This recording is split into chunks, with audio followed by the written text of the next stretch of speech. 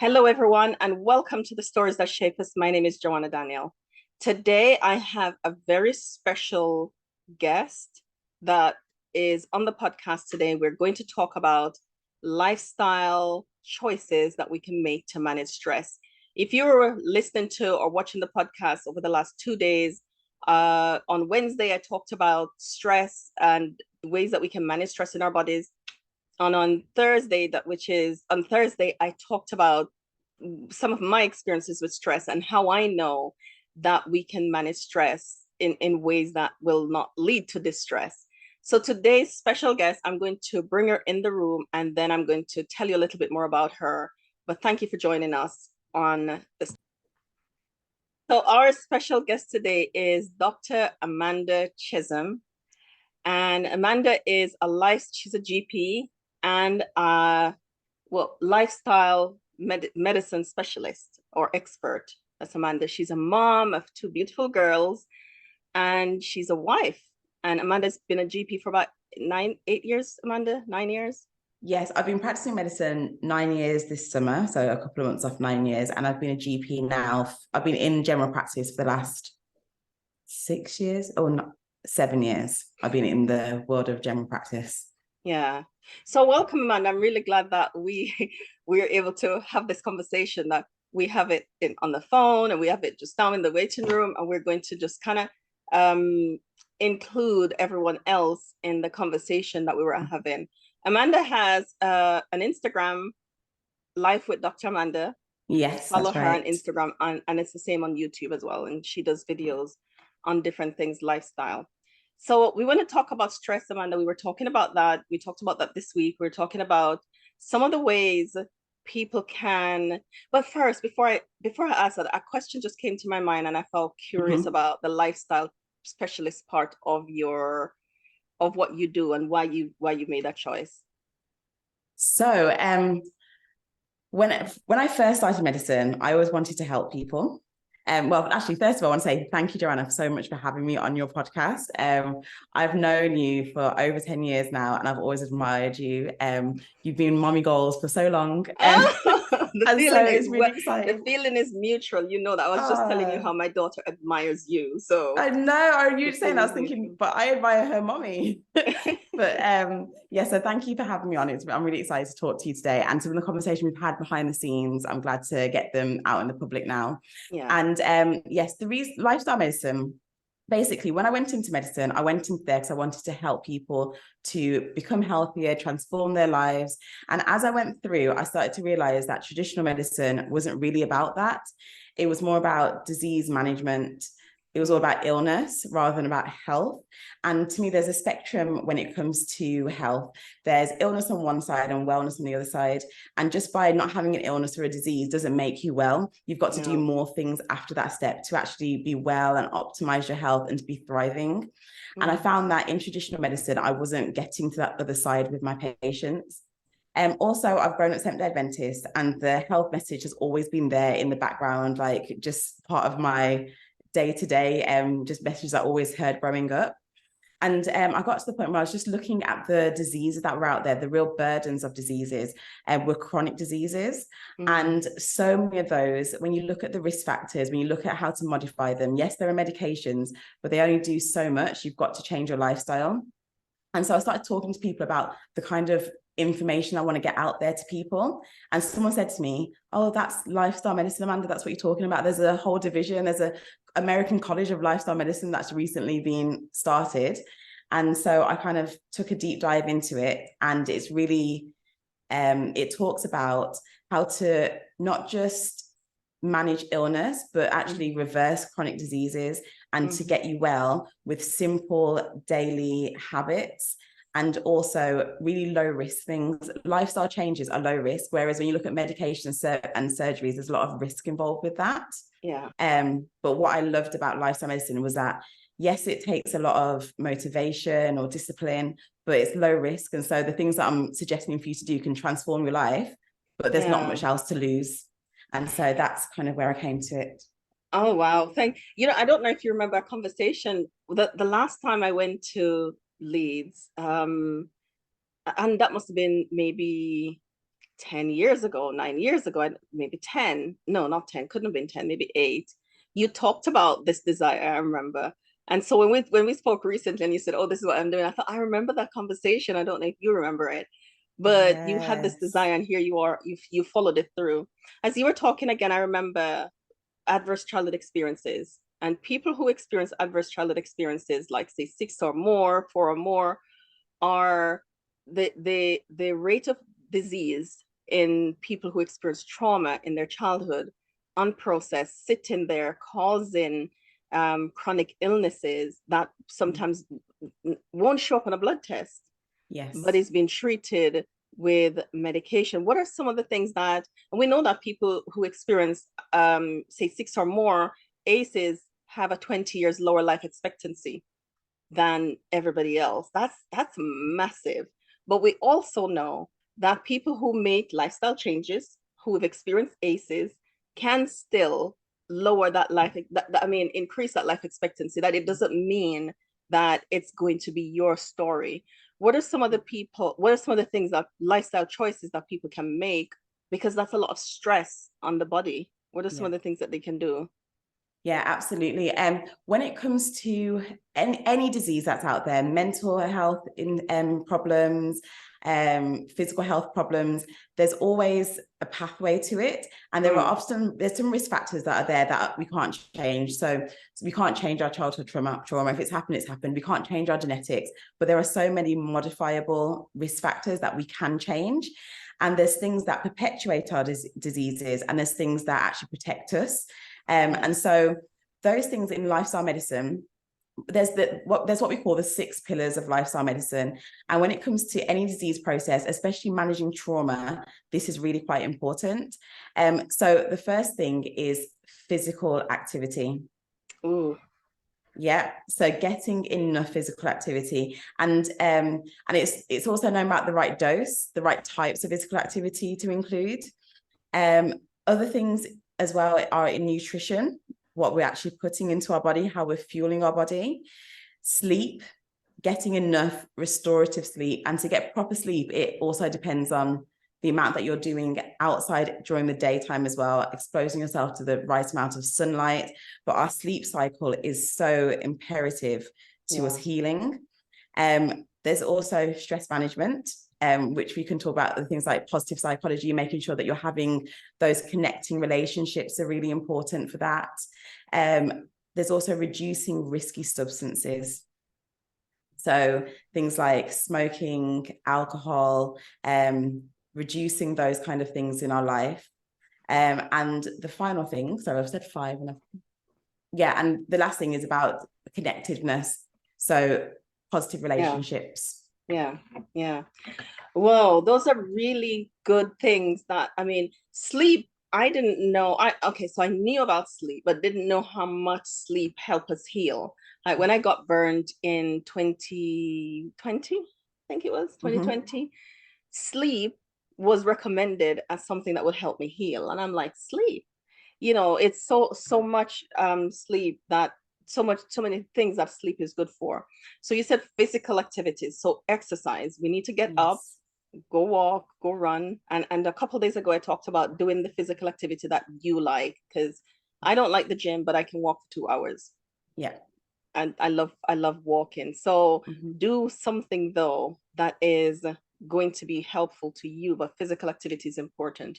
And you said nutrition, the thing that fuels, the right type of fuel. And for Yes. some of us, I'm realizing that certain stages in our lives, the stage that I'm at now, I am having to be mindful of hormones, make sure my hormones are balanced. And I'm realizing that for my teen sons, that I need to make sure I kind of keep a track on their hormones, because their mood is just like up and down and they don't understand it. So just look at how much fiber they're having and all of those kind of stuff. And you said reducing risky substances and sleep. I'm working on the sleep part, Amanda. So I am. I'm terrible with it. And my husband was away for 2 weeks. He got back today and I'm like, okay, I can sleep now, because I wasn't sleeping well when he's not here, which is really weird, crazy, Yeah. but that's how it is. So those are some things that people who experience ACEs, or just anybody, but especially I think if you have experienced trauma, Yes. you need to look after yourself in these ways. Mm-hmm. Yes. I Carry was on. going to say, so just about some of those things. So when you said about sleep, the reason that sleep is just so important is because the way in which our body functions, the way in which it ticks along is what we call our metabolism. It's the way in which we break down our foods, get our energy sources, the way our body metabolizes things. Now, when we're awake, that process is going on at full kilter. When we sleep, that's the time where our metabolic need is completely reduced. Wow. And by doing that, it gives our cells and our body time to rest. And by giving us the time to rest, it helps to ensure that the right balances are there in terms of the hormones that communicate everything around the body. Getting enough restorative sleep, and restorative sleep, people always ask me how much. For an adult, it should be between 7 and 9 hours a night. If you are getting consistently less than 6 hours a night, there's been links to reduced lifespan from that, because your body is just not getting that time to restore itself. And the thing is, sleep goes into so many different areas. If you don't sleep enough and you're struggling to lose weight, it may be because you're not sleeping well. I found that out. I'm like, whoa. Because there are two hormones in the body that control your appetite, leptin and ghrelin. And when you don't get enough sleep, when you're sleep deprived, those hormones are out of kilter, and it makes you have more food-seeking behaviors. You eat more carbohydrate-rich foods, and you actually eat about 200 more calories a day when you're doing that. And it's because your body needs something to fuel itself. It's there for a smart reason. If you're not going to give it the rest, it needs the calories then instead. So that's why we go for sugar and carbs. And yes, because it says it needs something. And the brain, the only thing the brain respires is glucose, is sugar. And so if you're not getting enough sleep, and you want that functioning there, your body will just automatically go towards the carbohydrates to get the brain, which is the most important organ in the body, to continue functioning. Whoa. I was amazed when I heard the connection between sleep and weight loss, and sleep and even bloatedness, your tummy. You want to lose weight on your tummy. I'm like, whoa, really? It's so much. Our bodies, we're fearfully and wonderfully made, and our bodies are just so beautifully made, and so we need to learn how to look after it. But you said something about sleep, and I just want and I had a thought again, because people who experience childhood trauma in their childhood are twice more likely to have depression. When you have depression, sleep is an issue. You're trying to, sometimes you sleep too much depending on the cycle that you're in, the depressive cycle, and sometimes you can't sleep at all. What lifestyle advice would you give for those people who are just struggling to sleep? They want to, but they're not enjoying good quality sleep. So there are a couple of ways to look at this. So first of all, dealing with the underlying trauma. So a lot of the time when these traumatic things happen, say we've got like a linen cupboard, we take all of the linen sheets, and which are all the events and memories, and we just shove it in there and close it, and it's just a complete mess. And so sometimes we need to take time, whether it's through therapy, counseling, to actually unpack that and fold those sheets away neatly, and so that we've actually dealt with them. So if that's what's keeping you up, those traumatic things, actually processing what happened is really important. And then there is also how you can kind of hack your sleep cycle, which is called the circadian rhythm.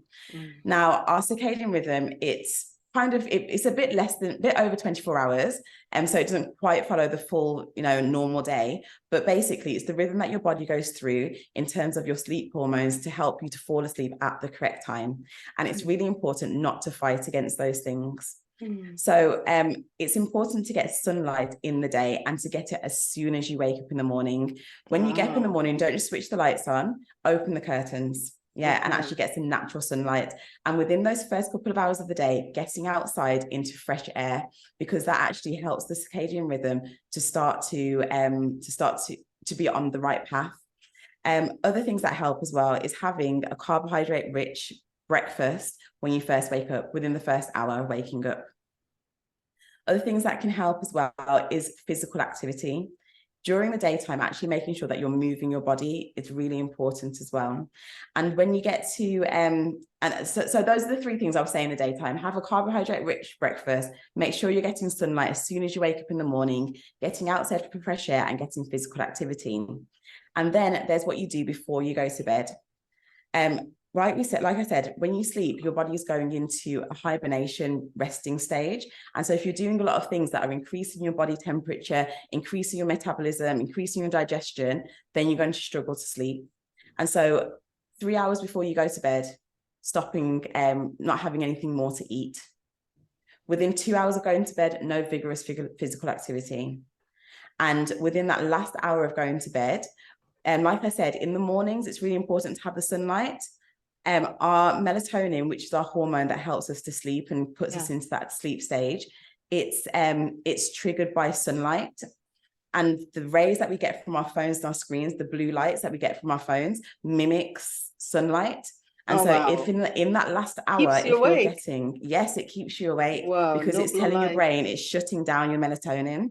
Oh, wow. And so that last hour before bed, getting rid of the blue screens and really getting into a good bedtime routine. What things relax you? If you've got a lot of things in your mind, you can do things like I think it's called thought dumping, where you just write down, give yourself 5 minutes, where you just write everything down off your mind. So it's not playing on your mind once you go to sleep. Yeah. When we sleep, our core body temperature cools, and that's why we shouldn't exercise too close to bedtime.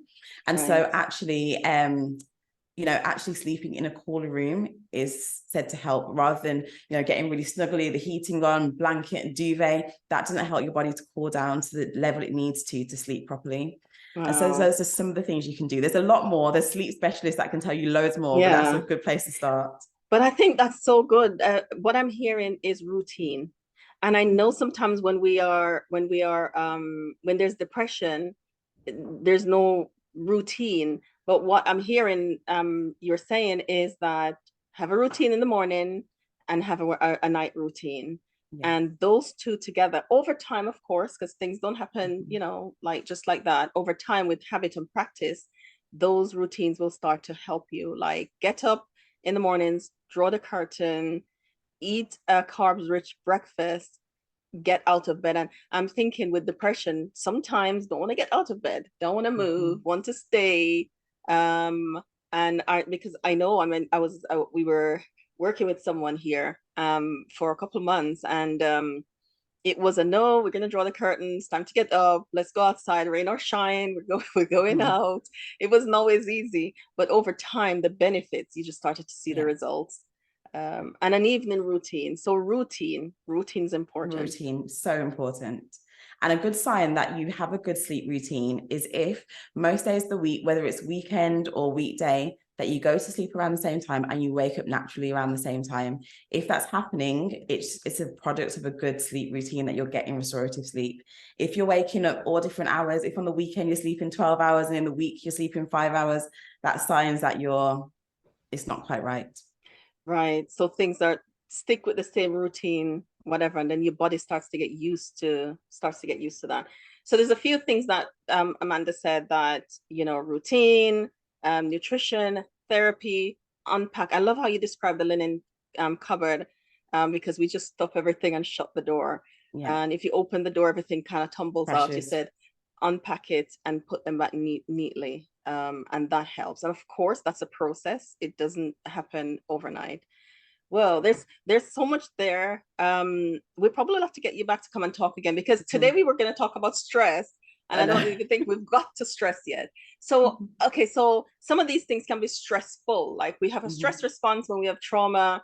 When people who are struggling with depression, I know stress is a factor. If you can't sleep but you want to go to work, you're not functioning as you want, or just life, how stressful sometimes life can be when you're raising the children, when you're working, you have a career, you have a family, and there are the bills, and then just the world is in chaos. What are some of the things that people can do to manage stress in this stress-filled world? Yeah. I think probably the biggest problem with this stress-filled world is the need to be busy. and the need to have this to-do list. I'm terrible when it comes to always having a to-do list and having so many things on my plate. But I've gone through one of the most stressful 2 years that I've ever had. And what I learned through that, and what I'm trying to get more people to realize without having to go through such a traumatic time, is that it's not, you don't get a gold star for being busy. Being busy doesn't need to be the goal. Right now, in today's society, it's all about grind, work hard, sleep is for the weak. But no, our body, and this is the message, this is the plan that God gave for us as well, is the message there is peace, have rest. God gave us the Sabbath, that every week we have rest. And I think in a stress-filled world, it's actually trying to look at your priorities and seeing what things you can take off the list. A really good activity that I did to try and lighten that load and reduce the stress was that I wrote a job plan for my life. And I listed out all the activities I've got to do. And that included work, it included like extracurricular. And I put on there laundry, time with the kids. I put on there self-care time and everything. I put it all there. And then I put together, the 7 days of the week. And I put in sleep as the non-negotiable. And in those other hours, I then had to put in the self-care, the laundry, the cooking, the food shopping, the work, everything. And once I got to capacity, things had to go. And so it's choosing activities that there actually time for.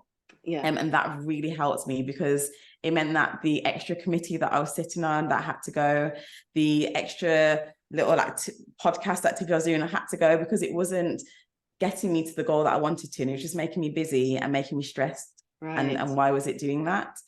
And so so trying to get rid of the busyness, and it's a real lesson that you've got to do in your mind. It takes a long time, it's a process, but it really helps. And the other thing that I'd say helps as well is practicing gratitude. I think a lot of the time you get stressed when stress happens, when you can't see the forest for the trees, where everything just seems like it's clouding on you. But sometimes if you take a moment every day to practice gratitude, whether it's going for a walk and just praying in your mind about what you're grateful for, or writing down each evening what you're grateful for, even if it's just one or two things, that kind of helps you to zone out. And when you zone out, you can start to see the forest for the trees. And then hopefully the stress starts to dissipate. But and then also delegating and asking for help. As a busy mom, it's really easy to feel like you should be doing everything. And on social media, you see things, you feel like everyone's doing everything themselves. And you can do it all and have it all, but you don't have to do it yourself, and you don't have to do it all at the same time. So delegating, using your village. If you have a village, if you don't, just manage, don't put everything on your plate. I love how you have the to list, how you have a job, what do you call it? A job plan for my life. A job plan for your life. I love that. That's so intentional, because, and whatever didn't fit into that had to go, like the extra committee you said. Then I think, well, there's something about having a positive sense of self and not needing validation that would be able to do that. Because if you need validation and your self-worth is not what it should be, you're going to struggle to drop the extra committee, because if you're getting value from it, or if you're getting validation from it, then it's going to be really difficult to drop that, versus stay home and do the laundry, or make sure I get enough sleep, make sure I'm having 9 hours sleep. Lots of people sacrifice sleep so that they can serve on the committee. So I mean, okay, I'm gonna get 5 hours sleep for 5 days, but I'm gonna serve on the committee because I get something from it. And so as I was listening, I'm thinking, oh, we have to really think about who we are, and it speaks to identity, it speaks to self-esteem and self-worth, why we would be so intentional in choosing us. And then the discipline, I heard the discipline that came out, it requires discipline to be able to do those things. I heard something amazing about gratitude today in a podcast I was listening to, where the gentleman said he every night as he goes to bed, he think about something that was good that day. So he would go through every hour of the day and think about what was good. And I'm like, whoa, I kind of just do it as a summary sometimes. I don't do it all the time. If I find I'm getting stressed in one area, then I know I need to do gratitude. But it's not a practice that I have to be intentional to say, because sometimes we're prone to complaining and look at what we don't have versus what we do have. Yeah. So he does that, and I'm like, whoa, I think I like that. I think I like looking at every hour of the day and thinking about the things that I'm grateful for. And if we do, we're gonna find so many things that we can be grateful for. Thank you for that gratitude in terms of helping us with stress. To do gratitude. Another thing I did, Amanda, where during the pandemic, lots of videos was going around, just conspiracy theories and all that. I didn't watch any video. I asked people not to send any to me. And I warned people, if you keep sending me videos, I'm going to block you. Because I wanted to have space. I wanted to have capacity because practice got very busy. And I needed to have the space and room to work with people as they come. So I haven't gone back on that word. I still ask people to not send me a video. If my friends send me a video that they think I might benefit from, they'll send me a message first and say, Joe, please watch this, because they know I don't do it. I don't watch videos. I don't watch those videos. The ones going around. I don't do it. Yeah.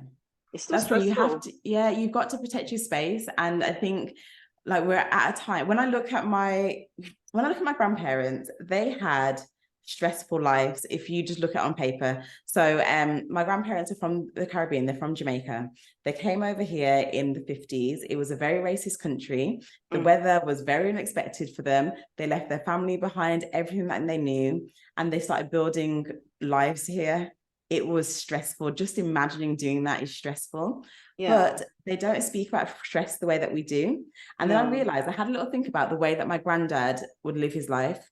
He would only take in external things very intentionally. So if you picked up a newspaper, there was no picking up your phone and getting a notification about something you didn't want to read or listen about. Information would only come in very selectively, and he would have to intentionally seek it out. There was less cars on the road. He didn't drive, so he would walk to work every day. He would have interactions because he had to go into shops to buy things. He had to see colleagues. There wasn't screens and working from home. He had to sleep when it was dark a lot of the time because there wasn't any screens or TV finished at a certain time. There wasn't on demand. He didn't get to do that. And so he prioritize those things. And when he got up in the morning, he cooked a big breakfast because it was for the whole family. That's what they were used to doing. It was always carbohydrate rich. And he started the day with exercise. He grew his own vegetables. He's always had an allotment. He still has one now. He's 95 now, and he still has his allotment. And he grows his own organic things as well and eats real food. And I just looked and I was like, you know what? They had real stress going on, but they were less stressed than I feel now. Even though they had financial pressures and 5 children without family around, it was stressful, but they weathered it better. And I think it's because they live life, they live life according to the environmental changes, whereas we don't quite do that. And I think it's time for us to try and get back to that. Modern life increases stress. I think that's what came out of that. Modern life. We have all the conveniences, but we're still stressed with just modern life. So when we think about trauma that we experienced in our childhood and modern life and the world and what's going on, there's a lot that we will carry in our bodies that will increase stress. And sometimes people are sick and they go to the doctors, there's nothing coming up on the blood test. I always say stress won't show on the test. So if you are ill and you keep going to the doctor and there's nothing showing on your blood test, maybe consider making some lifestyle choices. Those may help you to be better. I'm a testimony of having to make choices, even though I know these things, Amanda. I know them. I wasn't practicing them as intentionally as I have to do now. I really have to do it. I don't have a choice because I didn't want my body to get to a place where I wanted my children to have their mom, basically. And so I had to make drastic changes since 2018 that I can't go back on, and I keep improving it every day and learning more and more.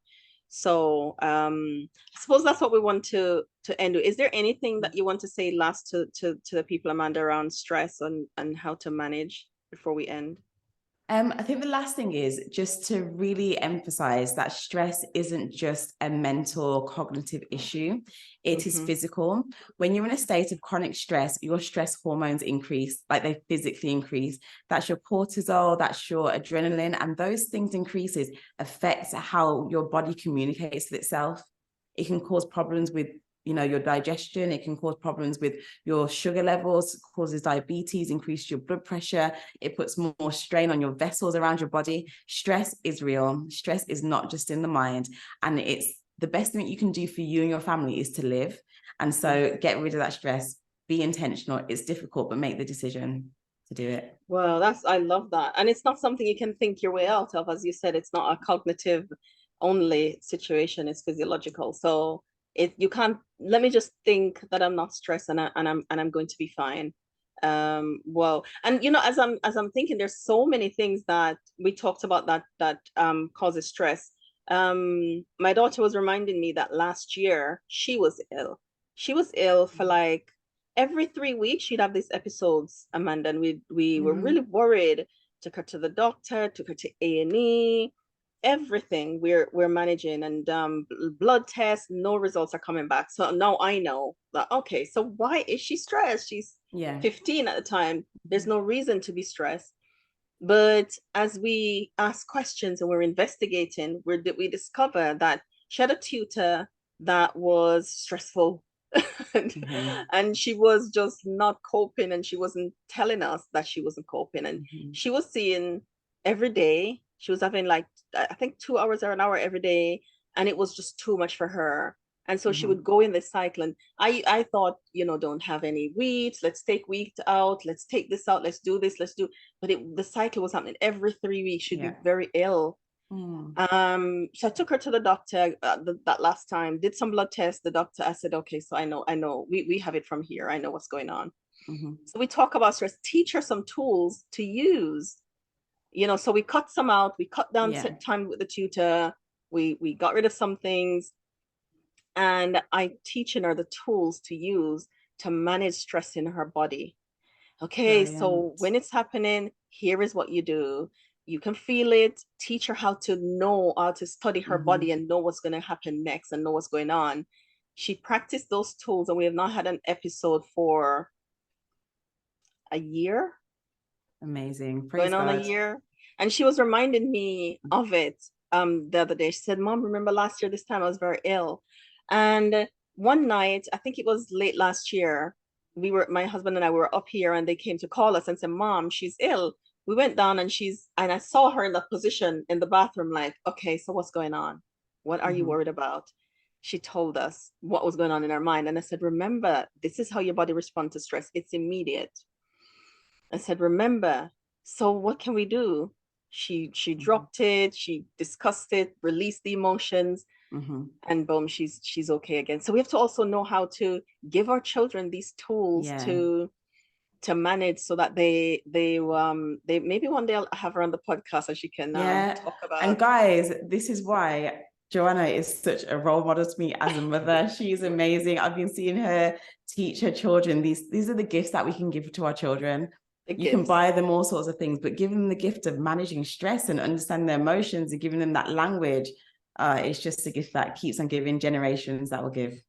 Yeah, we had to, oh bless, we had to help her manage and know what stress feels like in her body. So now she knows, this is happening, this is how I feel, this is what I need to do, this is how I feel better.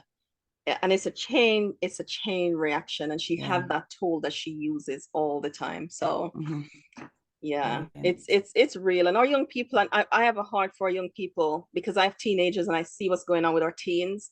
And even though they have emotional language and all that kind of stuff, and I'm thinking about the teens that don't have emotional language, that don't have anywhere to go talk about it, that don't have the tools to use. So my heart is for parents to learn these tools so that they can teach it to their children. So at our trauma recovery conference in June, we're having special sessions for young people around how to manage. And if you're a parent, don't send your young person, come with them, because we want to teach you how to take it home and help your young person to manage. So thank you again, Amanda. I know you're Awesome. busy, and the evening times are precious when the kids are sleeping. Yes. I know. Thank you so much for having me. It's been so Yeah. enjoyable talking with you. Thank you so much. Thank you, everyone, for joining us in this episode of Stories That Shape Us. I hope you'll join me on the next story.